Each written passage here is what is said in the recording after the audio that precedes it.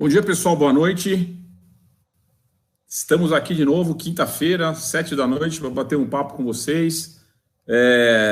Obrigado pela presença de quem está na sala, muito bem-vindos. Espero que vocês aproveitem mais uma live aqui da O4B em parceria com a Minder.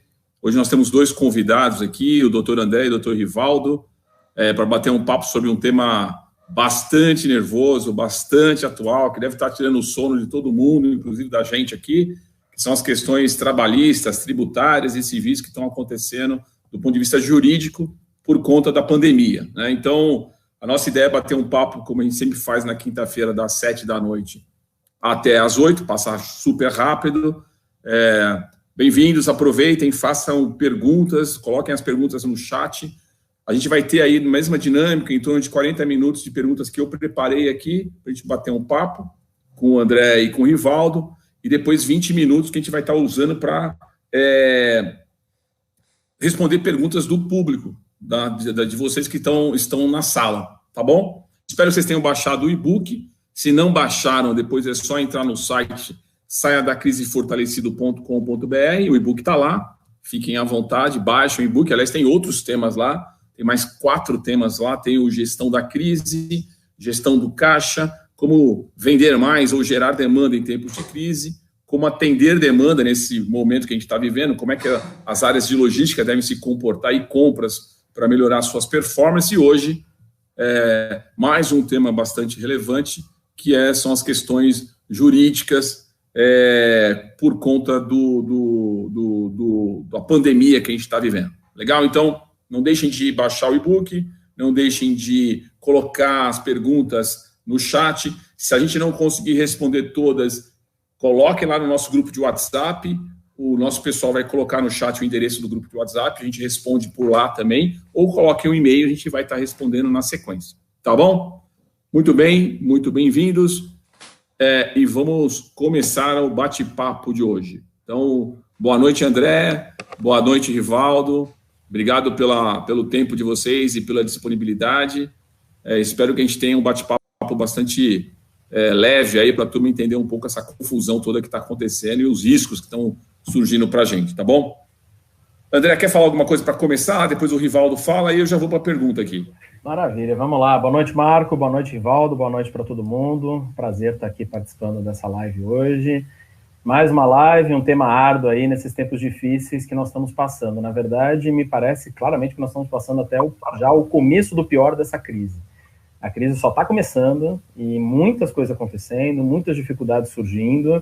E aqui, daí a importância até desse encontro, no sentido de nós trocarmos ideias, trocarmos informações e procurarmos, de alguma forma, achar saídas, as melhores possíveis, dentro de um contexto tão desafiador que a gente está aí passando, né? Legal, Rivaldo. Boa noite, Marco. Boa noite, André. Tudo bem? Boa noite a todos aqueles que nos acompanham. Obrigado pelo convite. Espero poder acrescentar bastante com o meu conhecimento, com a minha expertise, as dúvidas aí de todo mundo que acompanha.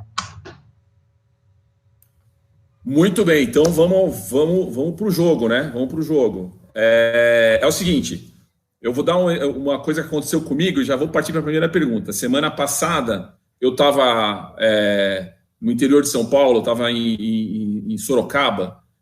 Eu estou na quarentena, tá, gente? É que eu fico pé lá, pé cá. Eu fico aqui em São Paulo na casa ou lá em Sorocaba para dar uma quebrada no gelo aqui.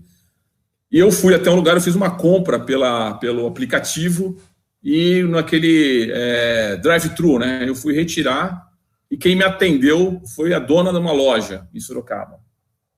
A loja estava fechada, uma loja grande. E ela falou assim, puxa, eu estou com tanta dificuldade, tudo parado, acabei de reformar a loja, estou tentando negociar o aluguel com o proprietário e ele está irredutível, eu não tenho o que fazer, porque eu investi muito dinheiro aqui e tal. Eu não sou especialista e eu falei, mas deve ter algum caminho. E aí a minha primeira pergunta é essa. Tem um tema que fala de teoria da imprecisão, alguma coisa nesse sentido, que é alguma coisa jurídica, que é quando eu estou numa situação de crise, no momento que a gente está vivendo, eu tenho alguns, até porque, como o Estado não regulamentou nada nesse sentido, pelo que eu sei, se tiver alguma coisa, esclareçam, por favor, um dos gatilhos que eu posso utilizar para renegociar os custos de locação, por exemplo, é usar esse gatilho, né? Então, eu queria ouvir vocês algumas perguntas na mesma pergunta. É isso mesmo? Faz sentido? É verdade que não tem nenhuma regulamentação por conta da pandemia, né? Isso é de antes da pandemia. Como fazer? Em quais situações fazer? E quais os cuidados que uma pessoa física ou uma pessoa jurídica devem tomar para usar essa ferramenta, se for possível. E aqui um ponto importante, né? A gente tem visto muita gente usar de esperteza, né? Ou usar o momento para tirar vantagem. Eu não estou falando disso, eu estou falando de uma situação real, com queda de faturamento, e eu preciso equilibrar as contas. Então, André, você primeiro, fala um pouquinho a respeito desse assunto, e se você tiver algum case, ajuda o pessoal a entender um pouco melhor esse momento aí. Claro, vamos lá. Bem, primeiro a teoria da imprevisão, tá? A teoria da imprevisão, ela está prevista no Código Civil. Na verdade, assim, eu vou até contar um pouquinho do passado, para vocês pegarem um exemplo bem prático para entender o que está tentando se aplicar agora, para ver se a gente consegue fazer isso ou não. Em 99, houve uma desvalorização muito abrupta e muito rápida do real, né? Então, na verdade, o real era tratado a 80 e poucos centavos e pulou para R$3 de uma hora para outra. E grande parte dos financiamentos de veículos, por exemplo, eram feitos em dólar. Na verdade, era captado dinheiro no exterior e o financiamento era feito nessa moeda. Então, na verdade, você tinha um carnezinho lá com um valor em dólar e você convertia para o real no momento do pagamento. De uma hora para outra, a prestação que era de R$500 passou a ser de R$1.500, né? Ou seja, um fato acabou originando um desequilíbrio muito grande entre as partes. E isso acabou levando à judicialização desse tema. Ou seja, entraram com ações judiciais para revisar esse contrato. Qual era a ideia? Teoria da imprevisão. Um fato que gera um desequilíbrio no contrato e, por conta disso, você tem o direito de revisá-lo. E assim se levou o judiciário, tá? Que foi decidindo o assunto e, na verdade, eles foram criando parâmetros naquela época para que se resolvesse essa situação. Lá houve uma questão de inflação, houve um parâmetro, o câmbio foi usado em determinado dia para criar um equilíbrio entre as duas partes. Agora a situação é um pouco diferente, porque, na verdade, a gente tem um evento de tal porte, de tamanha importância e que envolve a generalidade das pessoas, em que ainda se discute se a teoria da previsão seria possível mesmo num caso que nem esse. Não só a teoria da previsão, tá? Fala-se em força maior, enfim, começa a se tratar de situações absolutamente excepcionais. Só que essa situação é excepcional ao quadrado, por assim dizer. Porque, na verdade, você está falando ali em uma situação que nós, nos últimos 100 anos, não vimos. Nenhum de nós viu isso. Mesmo a minha avó, que tem 92 anos, ela não viu essa situação. Ela nasceu depois. Então, assim, é uma situação totalmente inédita, em que o judiciário hoje se debruça entre se falar em teoria da previsão ou se falar numa situação totalmente anômala. E você deu um exemplo bem interessante. Você falou assim, olha, o locador, o dono do imóvel, está sendo intransigente nesse contrato. Provavelmente porque ele está precisando dessa renda para pagar as contas dele. Ele não tem outras rendas, ele tem a renda da locação, e aí ele está precisando daquele dinheiro e por isso que ele está sendo, entre aspas, intransigente. Na verdade, ele está tentando se salvar. Essa questão tem sido levada ao judiciário, né, por diversas empresas, por diversas situações, e alegando que há impossibilidade de renda, então há impossibilidade de pagamento, por exemplo, do aluguel, e por conta disso pede-se a revisão ou a suspensão de pagamentos. Tem demanda para todo lado, tem demanda seja pela revisão, tem demanda seja pela suspensão. Particularmente, a gente tem acompanhado alguns casos assim, em especial de shopping, porque shopping parou a partir de março, eu não lembro exatamente a data, acho que 22, 23 de março, parou, tanto São Paulo, Rio e em outros lugares do Brasil. E aí, a renda é zero de grande parte das lojas, né? É zero, porque eles não têm delivery. Na verdade, a porta do shopping está fechada. Eu até achei que tinha shopping que tinha uma porta aberta, alguma coisa para, por exemplo, uma saída do delivery, mas aqui em São Paulo, pelo que eu vi, eu não encontrei isso. É totalmente fechado. Então, eles não conseguem fazer nenhum tipo de operação, mesmo que seja drive-thru mesmo, nesse sentido. E aí tem se entrado com ações judiciais, discutindo o assunto, seja para suspender os pagamentos, seja para fazer uma revisão mesmo de valores. O judiciário tem dado decisão para tudo quanto é lado. Seja, em alguns casos, postergando o pagamento integral, seja revisando. Ou ainda uma terceira situação, que eu particularmente vi nessa semana, que o juiz tinha permitido a suspensão, o shopping foi lá, falou que fez uma redução de valores, o juiz revisou essa decisão que tinha suspendido os pagamentos e falou, estou te entregando aqui, você vai ter que pagar agora, só que com desconto. Ou seja, o judiciário ainda está tateando muito esse assunto, é algo tudo muito recente E sem a perspectiva, eu acho que esse é o que é o pior, depois o Evaldo até vai comentar a respeito, assim, da imprevisibilidade. A gente não sabe quando vai abrir o shopping, por exemplo. A gente não sabe quando vai abrir os comércios. A tendência, inclusive, é que está se pintando até de lockdown, que é uma situação até mais grave do que a gente tem encontrado. Talvez não em São Paulo, porque eu estava vindo para cá, São Paulo não teria, mas, por exemplo, o Rio de Janeiro é típico, é muito provável que se tenha lockdown. Né? Então, assim, o judiciário vai ser levado, está sendo levado a tratar desse assunto, da aplicação da teoria da previsão, da extensão da teoria da previsão. O problema é que não tem uma decisão ainda muito bem estabelecida. Tanto que, no final, o que é que está acontecendo? As partes acabam se conversando, tentando ajustar alguma coisa. Tudo para não levar para o judiciário, para não levar para essa incerteza. Mas, realmente, são discussões que estão sendo levadas muito na casuística, muito no caso a caso. Tem, realmente, proprietários que estão sendo um pouco mais compreensivos, ou até contratantes estão sendo mais compreensivos, as partes estão negociando mais até para poder jogar esses pagamentos para frente, negociar de uma maneira melhor esse tema, e outros estão sendo intransigentes, e aí você tem que analisar a situação, se você tem capacidade de algum pagamento, ou se tem capacidade do próprio negócio continuar existindo, né? E essa é a grande discussão que coloca aí. Legal. Só antes do doutor Rivaldo comentar, eu acho que sim, tem três questões aí, né, André? Uma é, o melhor caminho é a boa conversa, né? Se você conseguir negociar sem levar para o judiciário, em qualquer situação, é o melhor caminho. A segunda questão é que está se tratando caso a caso, pelo que eu estou entendendo, não tem uma decisão ainda estruturada, então tem que se olhar caso a caso e se negociar caso a caso. E o terceiro ponto é, em qualquer uma das duas, tem que se documentar, bem documentado todas essas decisões para não ter nenhum problema futuro, né? Para você não ter nenhum problema de recorrência aí quando essa questão for resolvida, certo? Sem dúvida. Por que caso a caso? Não tem nenhuma lei que trata do assunto. Na verdade, existem projetos de lei tratando desse assunto, até um deles em especial, que é de autoria do senador Anastasia, de Minas Gerais, mas ainda não foi aprovado. Nós seguimos uma situação de caso a caso pela inexistência dessa norma. Em outros países já tem normas tratando do assunto. A Alemanha, em específico, eles fizeram isso. Em alguns países da Europa, eles têm tratado esse assunto em nível legislativo. Mas aqui, realmente, a gente fica nessa situação da conversa entre as partes e da razoabilidade entre as partes. Né? Bem nesse sentido. Legal, muito bom. Rivaldo, ajuda a gente com esse assunto simples, fácil de resolver aí. Vamos lá.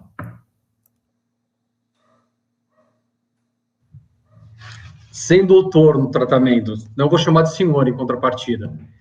Depois dessa aula que o André deu, eu tenho um pouco a acrescentar. O que eu posso dizer pela minha experiência, o que a gente tem vivido no escritório 100% dos casos que passaram por lá foram resolvidos de forma extrajudicial. Então, prevaleceu o bom senso.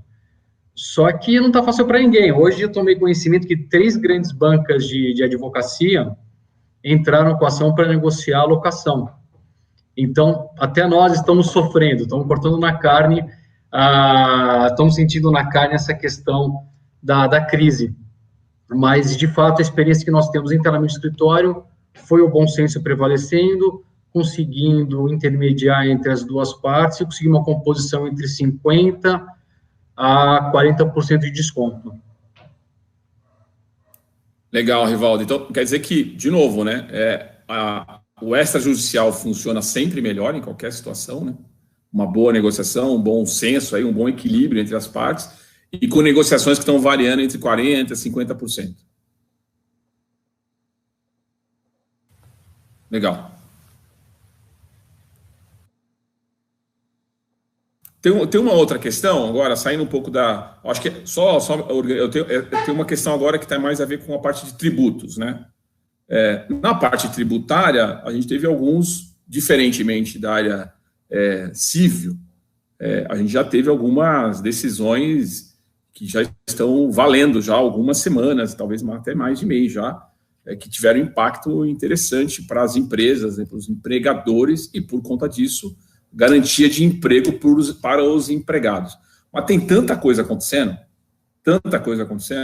e tanta lei surgindo, que eu queria que vocês falassem um pouco sobre, do ponto de vista tributário, quais são as principais mudanças que aconteceram, um resumo, né? O que deveria estar na cabeça do empreendedor, assim, como é que ele deveria observar essas principais mudanças E como se organizar, do ponto de vista fiscal, né, para se apropriar, no bom sentido, desses benefícios que o Estado vem propondo, né? Vamos começar pelo Rivaldo agora. Não sei se minha pergunta está clara, Rivaldo. Tributário ser uma especialidade, eu vou falar dentro daquilo que acompanhei. O que nós vimos bastante com relação à parte tributária seria mais a questão da postergação de pagamentos, né? Como foi o caso do próprio Simples, que eles jogaram, salvo engano, para 3 meses os pagamentos de abril, maio e junho, para serem pagos em julho, agosto, setembro, para dar um fôlego para as empresas. A questão do FGTS por si só não é um tributo, mas também foi dado a mesma BNS, mas não saiu nada efetivo ainda com relação aos parcelamentos. O André, saiu alguma coisa ou não? Na verdade, assim, o parcelamento saiu no final, nessa semana, saiu no dia 12, para ser mais exato. Na verdade, tem uma portaria do Ministério da Fazenda postergando em 3 meses o pagamento das próximas parcelas de tributos. Maio, junho e julho, eles estão jogando para frente os respectivos, tá? Então, assim, quem tem parcelamento federal que não esteja no Simples Nacional, eles podem fazer o pagamento a posteriori. As guias já estão sendo emitidas nesse sentido. Quem está no Simples Nacional ainda não tem isso definido. Me parece que ia ter uma reunião hoje, dia 15, do Comitê Gestor do Simples Nacional, que ia fazer esse trabalho aí de tentar também prorrogar os prazos dos vencimentos, até para bater com os tributos atuais, né, que também já estão jogados para frente, né, dentro do exercício fiscal de 2020, né. Bacana.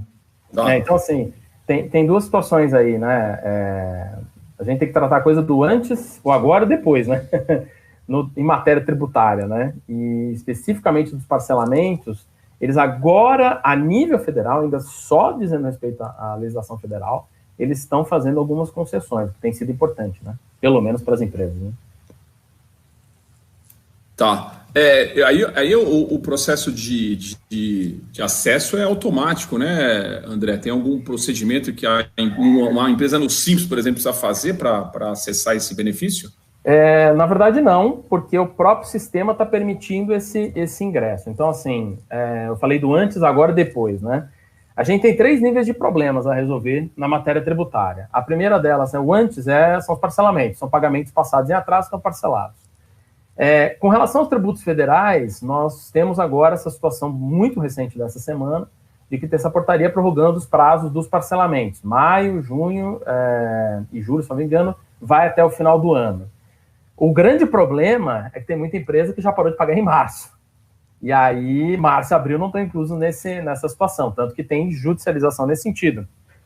Tem ações judiciais, até a gente acompanha, no sentido de provar, olha, desde março eu não consegui pagar porque a minha receita parou. Principalmente aquelas receitas imediatas. Restaurante, por exemplo, não deixou de pagar, deixou de pagar. Com relação ao Simples Nacional, os parcelamentos ainda não foram prorrogados, vencimentos, né? Só o pagamento do mês, só o pagamento da receita do mês, que isso já está o próprio sistema lendo. Provavelmente hoje essa questão já deve estar resolvida também. O problema do antes ainda diz respeito aos tributos municipais e aos tributos estaduais. Por quê? Eu não tenho conhecimento, salvo talvez no estado de Minas Gerais, mas eu não tenho conhecimento de outros estados que fizeram prorrogação de vencimento de tributos, seja os tributos do mês, a competência do mês, sejam de parcelamentos. Municípios, menos ainda. Por quê? Porque eles estão numa situação caótica do ponto de vista fiscal, e fazer uma situação dessa não chega a ser uma renúncia fiscal, porque eles não deixam de receber, está sendo postergado para o final do exercício, mas para eles é uma quebra de receitas imediata muito grande. Tem estados que já não vão conseguir pagar o salário já de imediato. Me parece que Minas Gerais já tem esse problema, Rio Grande do Sul, e o Rio de Janeiro parece que em setembro já não tem dinheiro para pagar ninguém. Então, assim, eles não estão conseguindo fazer isso. O Simples Nacional já teve uma medida rápida e eficiente lá em março. Para tributos do que não está inscrito no Simples, alguns tributos já têm prorrogação já feita, porém os principais e mais pesados, que são imposto de renda e CSLL, ainda não tem. Então a conta vence agora em 30 de junho e não apareceu nada diferente nesse sentido.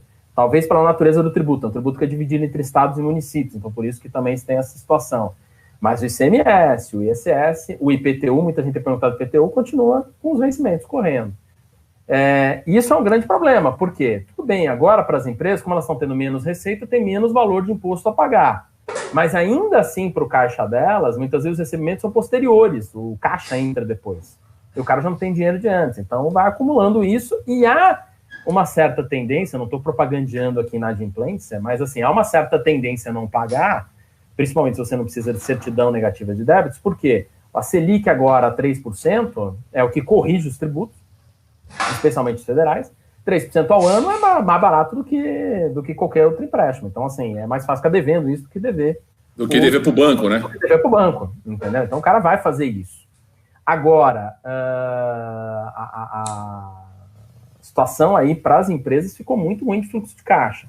Para o futuro, é fato, vai ter que começar a definir novos regimes tributários das empresas, vai ter que fazer conta, porque ela vai ter que avaliar todo o custo tributário que ela vai ter lá na frente, vai ter que optar eventualmente pelo simples ou não, a queda de receita vai ser natural e talvez seja o momento das pessoas analisarem justamente agora que regime elas vão seguir, embora isso seja uma decisão um pouco mais para frente, mas é fato que o que está acontecendo agora vai impactar lá na frente.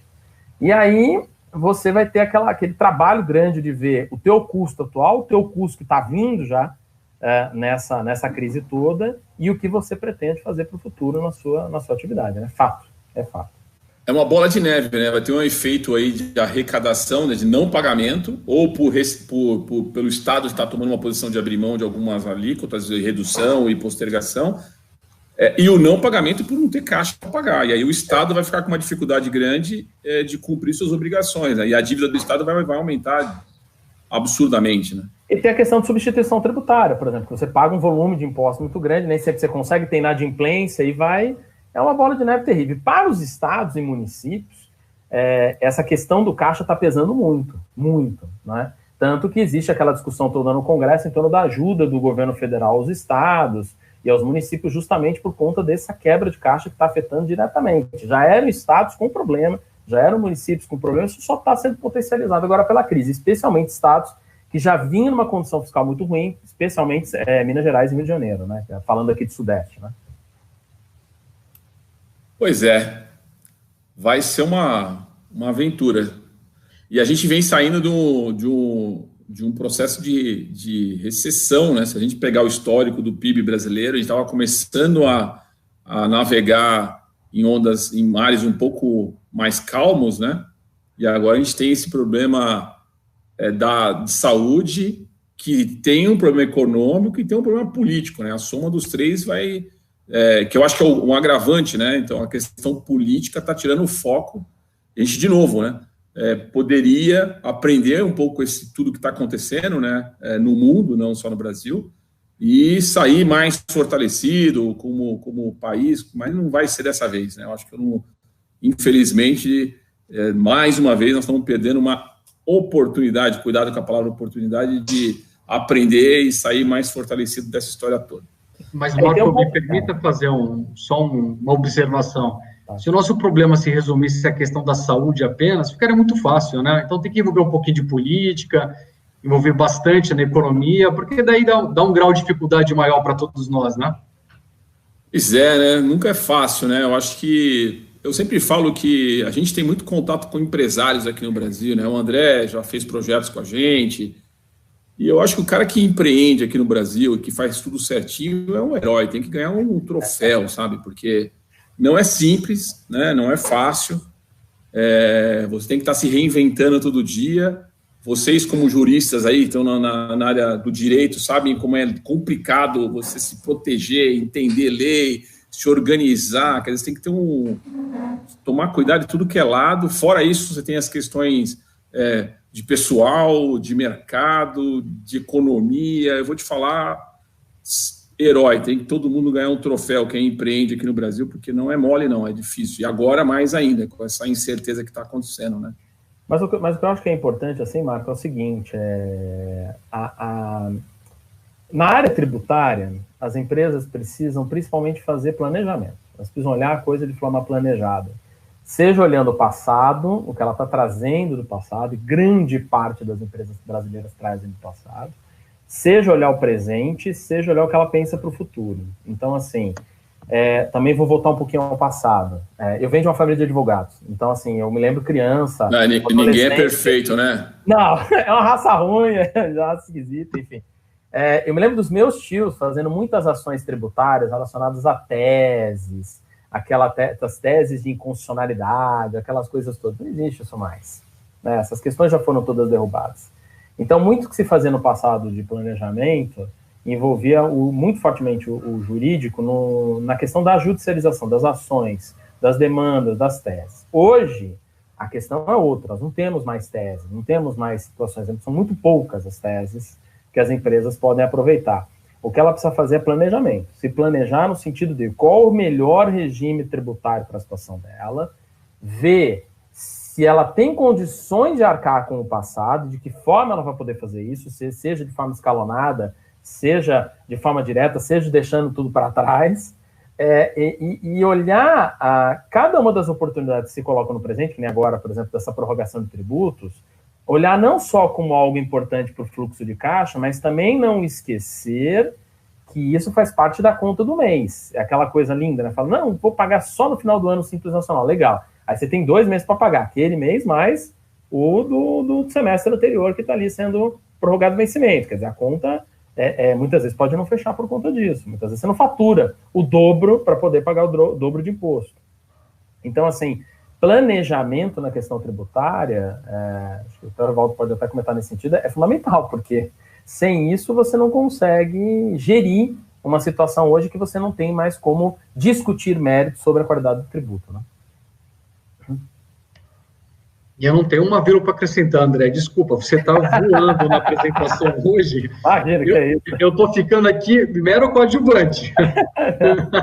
Longe disso. Essa história do planejamento, eu acho que sempre foi um tema importante a vida toda, né? Não dá para dar jeitinhos, tem que se planejar, que eu acho que no momento... A gente tem conversado com alguns parceiros e clientes, teve gente que chegou mais posicionado agora, né? Está mais organizado, está com a estrutura tributária resolvida, está com os processos trabalhistas organizados, então está com caixa cuidado, né? Ele chegou numa posição agora, que nem você vai fazer uma corrida de 100 metros rasos, você não chega para correr sem se preparar, né? Você está preparado. Ninguém se prepara para uma crise dessa, não é isso que eu estou falando. Ninguém sabia que ia acontecer e se preparou para isso, não é isso? Mas você tem que estar sempre se organizando e se planejando para ter área de manobra, né? Você tomar decisão no momento que você não tem área de manobra nenhuma, você vai tomar a decisão errada, com certeza, né? Ou do ponto de vista fiscal, ou do ponto de vista trabalhista, ou do ponto de vista financeiro, não tem jeito. Então, o planejamento é bom sempre, né? Agora, mais ainda, eu acho que a gente tem que aprender com isso. Muito bem, outro assunto aqui, que é um outro que vale aí, esse é simples, tranquilo também, mais um fácil. Questões trabalhistas, né? Então, a gente passou recentemente por uma mudança, né? Eu acho que faz um ano, com a reforma trabalhista, que deu mais flexibilidade para o empregador, né? Para contratar de forma diferenciada força de trabalho, e já tinha um monte de dúvida a partir dessa mudança do ano passado, né? Não se cessaram as dúvidas sobre a mudança do ano passado. E agora, nós estamos vivendo um momento que se cria outra situação do ponto de vista trabalhista, né? Você tem outras leis, outras regulamentações que saíram aí, de novo, nos últimos 30 dias, né? Pergunta para vocês como é que vocês estão observando dessas mudanças, né? Aonde deveria ser o ponto de atenção tanto do empregador quanto do empregado para esses assuntos, né? Quais os cuidados que os dois lados devem tomar no momento desse para não tomar nenhuma decisão equivocada e que tenha uma solução, de novo, apaziguadora, né? Não é bom para ninguém, por exemplo, ter redução de jornada ou redução de salário, mas a realidade leva a gente para uma discussão desse tipo, né? Na cabeça de vocês, como é que vocês entendem que os empresários e os empregados deveriam olhar para essas mudanças? Quais os cuidados? Quais são as principais mudanças? Um resumo de tudo que está acontecendo. Rivaldo, vamos começar por você. Vamos lá. Marco, como você bem disse, a gente está vivendo um momento de incerteza, né? Tanto na economia quanto no mundo jurídico. Vide aí as sequências de medidas provisórias que o governo editou com vislumbrando poder dar um fôlego para as empresas continuarem no mercado. Então, as dúvidas que têm chegado ao escritório e as orientações que nós temos dado nada é certo e nada é 100% seguro, mas dentro desse cenário do caos, a gente tenta orientar o cliente, a empresa, a tomar as decisões que melhor lhe cabe para ele conseguir manter o negócio dele funcionando. Então, ainda que possa vir discussões futuras com relação a alguns artigos da MP, como já teve aí 2 decisões do STF, tanto da questão do Covid como uma doença ocupacional, ou da necessidade de você pedir o aval do sindicato para os acordos em particular, os acordos individuais entre empregador e empregado, aí você vê como está tudo muito incerto ainda. Então, a orientação que eu tenho dado para os clientes dentro do que a medida provisória concede para vocês e dentro da necessidade de vocês, vamos utilizar. E a gente vai embasar a eventual defesa levando ao pé da letra o que consta na previsão das MPs. E a gente vai ter que se pegar nisso. O que não vai faltar, só complementando, vai ser discussão sobre todas essas medidas que o governo federal editou nessas últimas medidas provisórias. A gente vai ter discussão para muito tempo ainda. Mas eu acho que isso é um problema futuro e a gente tem que resolver o problema atual, que é a manutenção das atividades do empresariado. Você vê, obrigado, Rivaldo. Semana retrasada, na penúltima live, ou na antepenúltima, eu não lembro agora, estou meio perdido, a gente teve uma discussão no grupo bastante interessante, eu acho que o André participou. 2 pessoas com o mesmo problema, a mesma situação, mas com decisões e visões totalmente distintas. Então, uma pessoa que fez um processo de redução de salário e não avisou o sindicato, e a outra que avisou o sindicato e teve problema, porque o sindicato começou a criar uma situação não facilitando a vida da empresa. Então, você fica naquela, avisa o sindicato ou não avisa o sindicato, faça o processo e tem que validar com o sindicato antes, ou é só mandar uma carta. Então, tem muita dúvida ainda, né, nesse assunto. Deixa eu só lembrar vocês de uma coisa. Eu, de vez em quando, eu estou olhando para o lado aqui, não é que eu estou desatento ou jogando um joguinho, não, tá? É que eu estou olhando para as perguntas que estão chegando para eu me organizar para poder fazer a pergunta para o André e para o Rivaldo, tá bom? Mas eu estou atento aqui, é que eu estou com um olho no peixe e outro no gato. André, me fala um pouco do que você acha desse assunto aí. Bem, a palavra de ordem é assim, vou fazer uma brincadeira, né? São duas frases aqui, né? Salve-se quem puder, é total insegurança jurídica, né? Mas assim, na verdade, fora brincadeira, é assim, tentar pontuar algumas coisas aqui, complementando o que o Rivaldo já falou extremamente bem. É assim, primeira medida provisória. A medida provisória é uma medida feita pelo presidente da República que vai ser convertida em lei num segundo momento. Ou seja, ela passa pelo Congresso Nacional. E quando ela passa pelo Congresso Nacional, ela pode ter mudanças importantes. Ela pode, inclusive, ser descaracterizada, pode perder a validade, pode acontecer um milhão de coisas ali, né? Então, assim, a gente tem se pontuado também, como muito bem falou o Rivaldo, no sentido de que a gente tem que cumprir exatamente aquilo que a medida provisória está prevendo, que é a nossa defesa numa eventual ação trabalhista que surja. Não só ação trabalhista, tá? Ação civil pública do Ministério Público do Trabalho, autuações da Secretaria de Trabalho, enfim, para toda essa turma, a gente tem que seguir exatamente o que está na medida provisória. Então, esse é o primeiro ponto. Medida provisória existe, a gente tem que cumprir, e a gente não sabe direito o que vai acontecer, porque ela vai ser convertida em lei e já tem propostas no sentido de mudar essas medidas provisórias que estão aí colocadas. Segunda coisa, o Supremo Tribunal Federal deu sustos na gente no meio do caminho com aquela história da necessidade de homologação pelo sindicato. A discussão que você falou do grupo é verdadeira, de fato, ali já estava na decisão, no meio da decisão relacionada a comunicar e homologar. Comunicar uma coisa, homologar é outra coisa totalmente diferente, né? E, na verdade, o sindicato estava se achando na posição de homologador, né, de confirmar os acordos, mas era simplesmente receber comunicação, né? Tinham sindicatos muito organizados e sindicatos muito desorganizados e querendo se aproveitar da situação. Então, até vou nominar 2 casos. O Sintoresp, que é o Sindicato de Hotéis e Restaurantes de São Paulo, sindicato muito organizado, E eles fizeram aditamento à Convenção Coletiva de Trabalho, falando, por exemplo, sobre a comunicação, como comunicar. E até mudaram, não sei se você chegou a ver, Evaldo, na convenção, que se o restaurante fechasse as portas, você poderia parcelar a rescisão.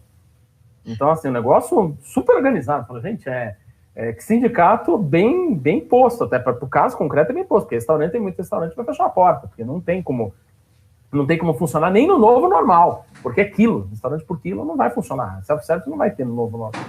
Enfim, então você tem essa outra situação de interferência do judiciário danosa no sindicato. O terceiro ponto é o ponto de comunicar aos empregados e a reação dos empregados a essa situação, seja da redução, seja da suspensão, seja da concessão de férias e o cara não pode sair dali, porque tem essa também, né? Muita gente concedeu férias para o funcionário ficar em casa.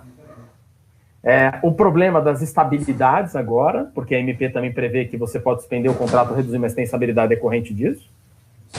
E você tem o problema de eventuais judicializações futuras, eu particularmente não vi nenhuma ainda, com o tema Covid, não sei se o Evaldo viu,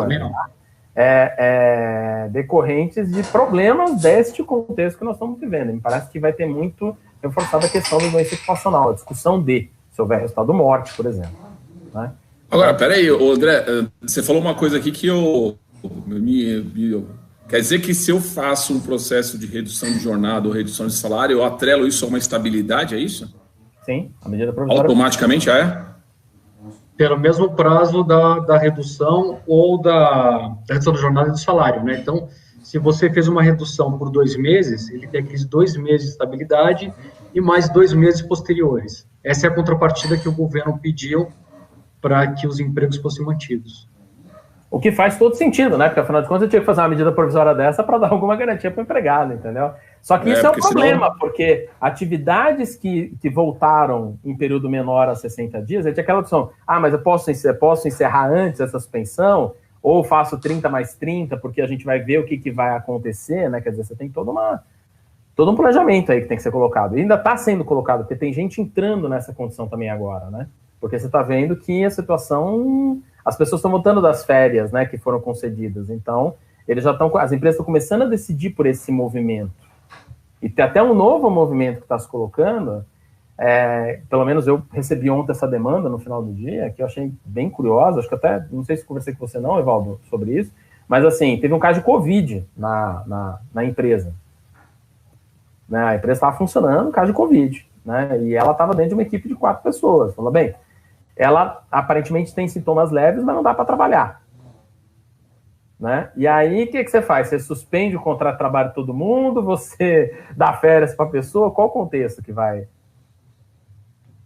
se dar ali? Né? E era uma atividade que pode acontecer, uma atividade considerada como essencial. Né? Então, assim, você tem todas essas discussões que vão surgindo e que vão demandar atuações diversas, né? Aqui, veja que aqui não a gente não quer criar cenário de horror aqui não, viu? O pessoal da live aí, não sei qual o tamanho do nosso público aí, mas a gente aqui não, advogado da raça ruim, todo mundo sabe que eu falo isso, mas assim, aqui não é ideia de cenário de horror, mas é fato que a gente tem um cenário aí muito complexo pela frente, que a gente tem que ir tratando caso a caso e cada dia aparecendo uma novidade, como, por exemplo, a atuação do Ministério Público do Trabalho em atividades essenciais, soltando recomendações. Eu recebi hoje uma recomendação. A recomendação é a ordem, está mandando a gente fazer determinada situação e que envolve exatamente a atuação de funcionários ou a não atuação deles, né? A suspensão de contratos, por exemplo, no caso de grupos de risco, né? Grávida, acima de 60 anos.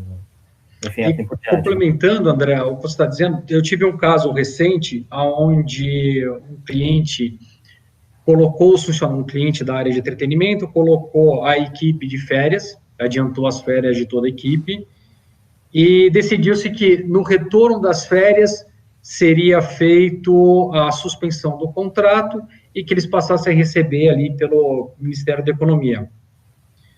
E de cara, por uma questão de praticidade, eles optaram pelos 60 dias direto. Uhum. Só que aí, ao longo dessas primeiras semanas após o retorno das férias, eles verificaram que a área de entretenimento vai demorar muito para retomar. Provavelmente será uma das últimas a retomar. E daí eles pensaram, olha, como é que a gente faz? Só passou 15 dias aqui do período de suspensão do contrato, eu quero demitir, pago mais 15 dias. Não é bem assim. A partir do momento que você fez um aditivo contratual, colocando 60 dias de suspensão, você não pode interromper um contrato, você não pode rescindir um contrato suspenso. Então, agora, você vai ter que conduzir os 60 dias e mais os 60 dias de estabilidade após o retorno.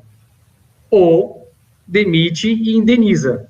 Mas por que eu disse isso? Antes do empresário, do empregador, seja ele qual for, tomar uma decisão, seja pela suspensão, seja pela redução, a decisão tem que ser muito bem pensada e avaliada para que situações como essa não ocorram. Né? Então, a gente não sabe como é que está o cenário, está incerto, vamos fazer 30, depois prorroga por mais 30, ao invés de tomar decisão e jogar 60 dias de uma vez só. Porque é temerário, né? E você vê que interessante, a gente aqui, a gente está falando para um público do Brasil inteiro, não estamos falando só para São Paulo, por exemplo, né? E tem estados que já estão funcionando muita coisa. Santa Catarina é um deles. Então, assim, Santa Catarina, hoje, boa parte do comércio já está funcionando. E aí você tem que dar um tratamento diferente, até um planejamento diferente do que a gente daria para São Paulo e Rio, que tem situações muito mais gravosas, muito mais complicadas, e que você tem que realmente, de forma prévia, sentir o que vai acontecer, né? E você vê, esse caso é interessante, né, que você estava falando do entretenimento, né? A atividade de entretenimento vai ser uma das últimas, e a medida provisória não fala na rescisão antecipada da suspensão. Tem um vácuo ali, ela não fala. E aí ela fala só no descumprimento dela. E aí você faz o quê? Antecipe, pronto, não antecipe? Qual vai ser o caminho? E se o governo já pagou, né? Qual vai ser o caminho a ser colocado? Né? Então, assim, a recomendação, né, que todos nós colocamos é no sentido de que não se façam medidas precipitadas, mas também olhe a atividade que você exerce, o local onde você está. Porque você vai ter situações para todos os lados, seja na cidade onde você se encontra, seja se você atua em várias cidades. Por exemplo, prestador de serviço que tem atuação em muitos lugares, né? Dando até um exemplo de um cliente meu. Tem um cliente que tem atuação no Brasil inteiro, literalmente, do Amapá até o Rio Grande do Sul. E a gente tem visto com ele muitos problemas relacionados a isso, porque cada lugar está trabalhando de um jeito. Então, cada lugar... ele é a atividade essencial, tá? Mas, assim, cada lugar tem uma forma diferente de enxergar o processo. Seja no sentido de você continuar trabalhando, ou seja, a suspensão de contrato nem houve, porque o cara continuou trabalhando de todo jeito. Seja pelo aumento da fiscalização, ou porque está em situação quase que pré-lockdown, ou porque está já uma situação mais liberada e eles estão atuando no sentido de fazer o controle sanitário muito mais efetivo, muito mais próximo, sabe? Então, assim, é um planejamento prévio, estratégico e integrado dentro do que é possível fazer aí, né? Tem algumas perguntas vindo aqui, tá? Eu vou fazer para vocês aqui. Agora eu acho que eu vou tentar me organizar aqui. Vamos lá. Tem uma pergunta que é o seguinte, do Mark. Ele está perguntando o seguinte: se um funcionário está com Covid, ele tem estabilidade de 1 ano? Como é que funciona? Você sabe de alguma coisa nesse sentido? Tem algum tipo de estabilidade pelo funcionário de Covid? A gente vai entrar naquela discussão agora, Marco, da decisão do STF. Não tem nada regulamentado para isso. Não, o que acontece? A MP, no seu artigo 29, salvo engano, ela previa que o Covid não entraria no rol de doenças ocupacionais. E daí, numa decisão do STF recente, eles entenderam que esse artigo não deu prevalecer e foi afastado. Então, houve um rebuliço todo no mercado, onde muita gente entende que, a partir do momento que o STF afastou o artigo 29 da MP, o Covid automaticamente seria uma doença ocupacional. Eu conversei com o André, inclusive, sobre isso. Foi uma das nossas maiores discussões até. A decisão do STF não é que ela afirmou que é uma doença ocupacional, ela simplesmente disse que, olha, calma, não é que tem que ser afastado do rol de doença ocupacional. Mas eu entendo que, nesse caso, por exemplo, que você mencionou, Marco, o funcionário que está com Covid, se ele teria estabilidade. Que segmento que é a atuação dele? É na área da saúde? Ele é médico, é enfermeira, técnico? Aí você pode presumir que ele contraiu o Covid durante o trabalho dele. Agora, outro exemplo que o André deu, que era um escritório de contabilidade, André, que você mencionou, não? Era um escritório de contabilidade. Um escritório de contabilidade.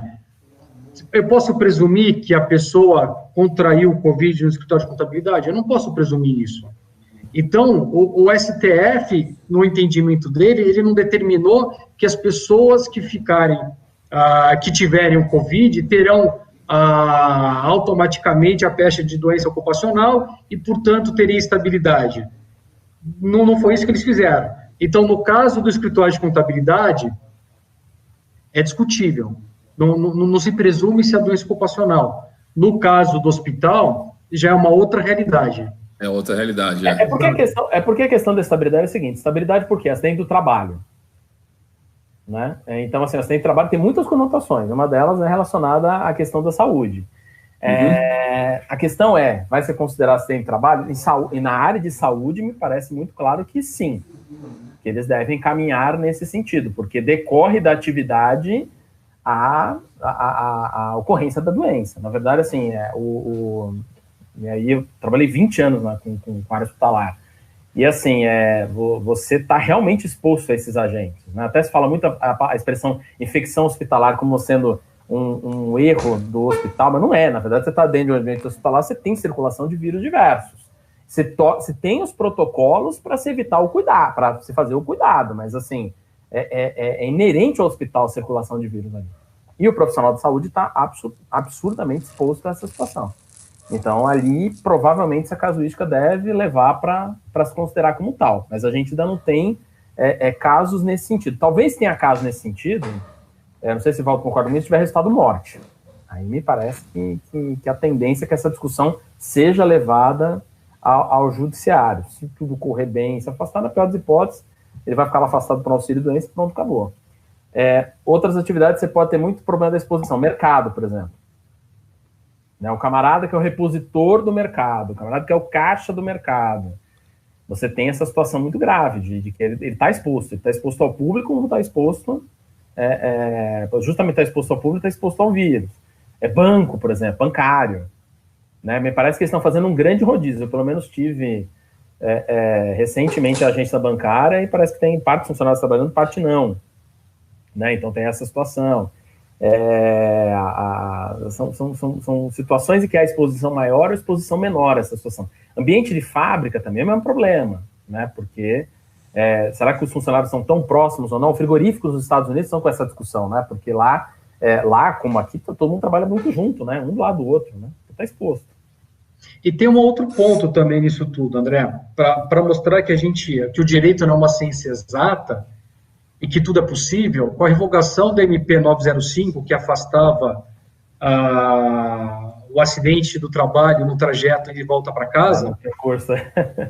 Então, agora, essa pessoa da contabilidade, por exemplo, eu falo, olha, eu era obrigado a ir para o escritório de contabilidade, a minha forma de transporte era o transporte público e eu contraí no caminho do trabalho para casa, do casa para o trabalho.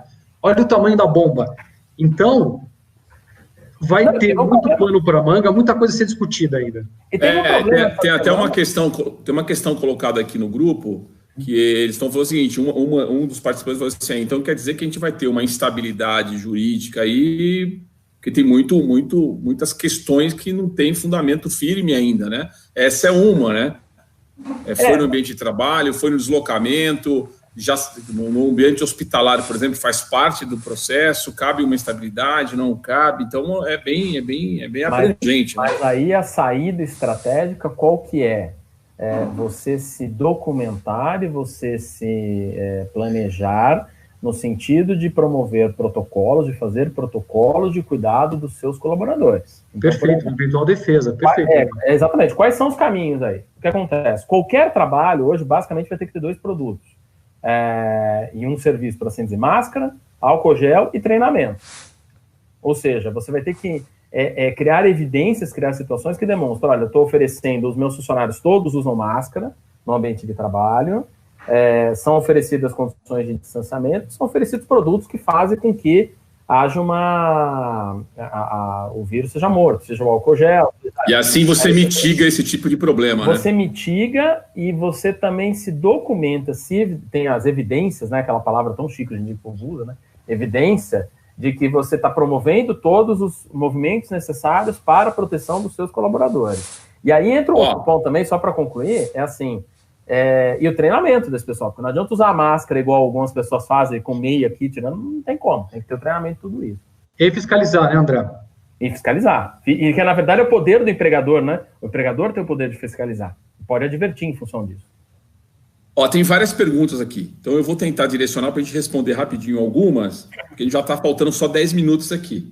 Tem uma do André Dena, que ele perguntou se o funcionário contrair Covid no trabalho ou no trajeto, a gente já falou disso, né? Se vem a falecer, vai depender muito do caso a caso isso aí, né?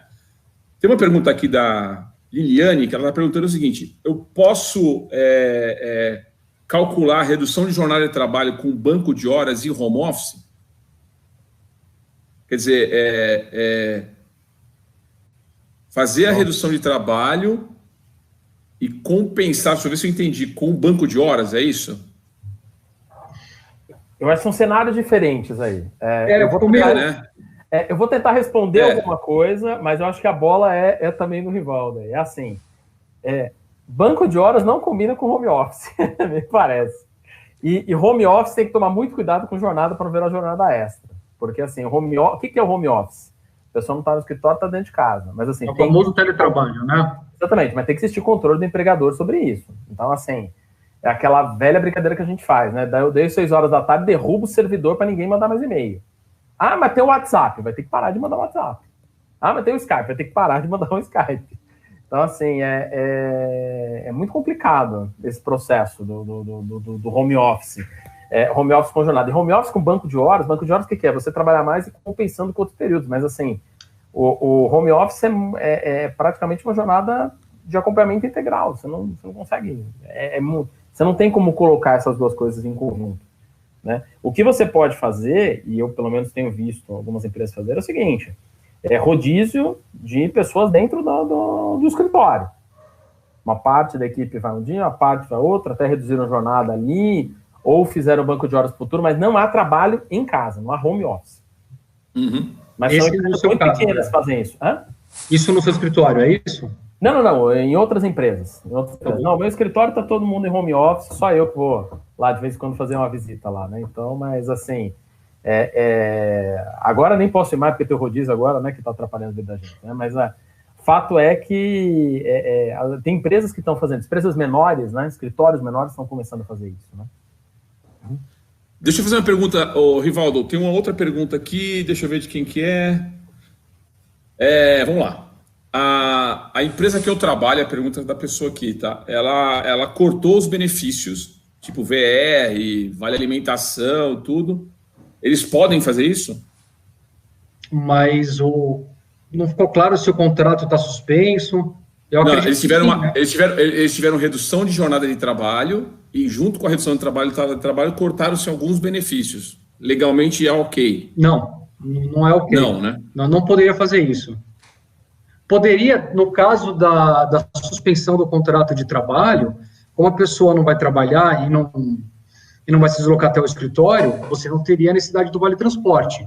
Por exemplo, né? Uhum. Mas o convênio médico manteria, o vale alimentação manteria, o vale refeição discutível, mas deveria ser mantido. Então, se isso aconteceu nesse caso, a empresa está de forma irregular e está criando um passivo trabalhista.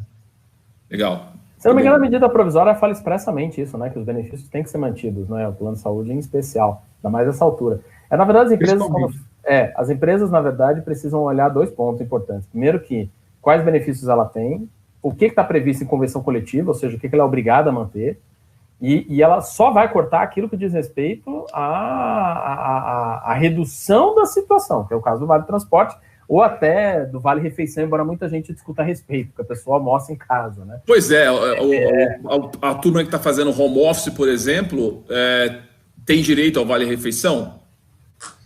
Então, se eu não tenho restaurante, como é que eu vou usar o Vale Refeição? Pois é, mas ele estava gastando o dinheiro que ele usaria para fazer é bem operacional isso aqui, mas é prática. Ao invés de eu ir no restaurante, estou gastando dinheiro na minha casa. Então, o dinheiro que sei lá, os 200, 300, 400, 500 reais que eu recebia da empresa e almoçava fora, eu estou gastando em casa, eu estou tirando da minha renda. Do ponto de vista financeiro, faz sentido continuar recebendo, né? Eu estou gastando mais dinheiro em casa. Não sei se do ponto de vista jurídico é legalmente... Então, a questão do Vale-Refeição, eu acho que dá para se discutir. Eu não sei, talvez esse caso hipotético que você deu, o Vale-Refeição era recebido em pecúnia, em espécie. Agora, se você tem lá o cartãozinho do Vale-Refeição, nem sei se o iFood da vida aceita isso. Porque... Aceita, André? Aceita. Alguns aceitam, outros não, depende da situação. Então, eu estou virando dinossauro, nem sabia que era possível isso. Então, se aceita, então tá bom, mantém. Se a pessoa está trabalhando de home office, deveria sim, então, manter o Vale-Refeição. Tem mais uma pergunta aqui, ó, do Leandro. A pergunta é: quais são as alternativas trabalhistas permitidas pela MP 927 diante da calamidade pública?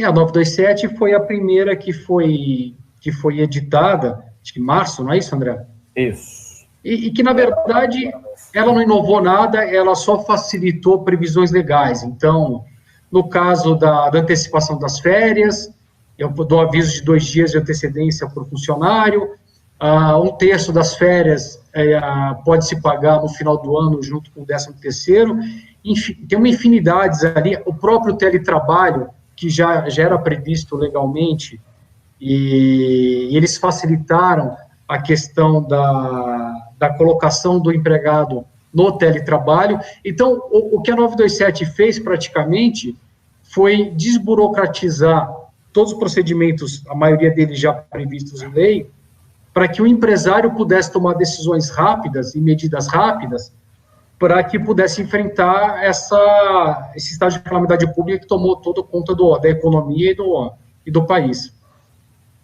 E a grande discussão que a 927 trouxe foi prevalecer o acordado sobre a legislação, né? A polêmica naquela época é que naquela época da 927 não se imaginava o tamanho da encrenca que hoje nós estamos passando. Não tinha nem... Nós ainda viajávamos ainda. Eu, pelo menos, eu fazia minha ponte aérea. Ainda não achava que ia acontecer essa situação calamitosa tudo que nós vivemos aqui. Não tinha essa noção.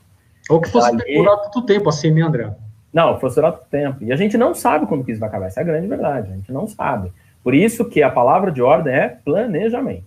Porque a gente não sabe até onde vai essa situação. Tomara que a coisa, pelo menos nos próximos 2, 3 meses, pelo menos torne mais estável, mas o fato é que nenhum de nós sabemos. Muito bem, como eu disse para vocês no começo, tem uma outra, já deu a hora, mas tem uma pergunta chegando. Teve um dia que a gente terminou 8 horas em ponto, depois eu levei bronca. Pô, os caras estão fazendo pergunta, você terminou? Eu falei, não era 8 horas, eu sou meio britânico, mas vamos lá. Tem mais uma aqui.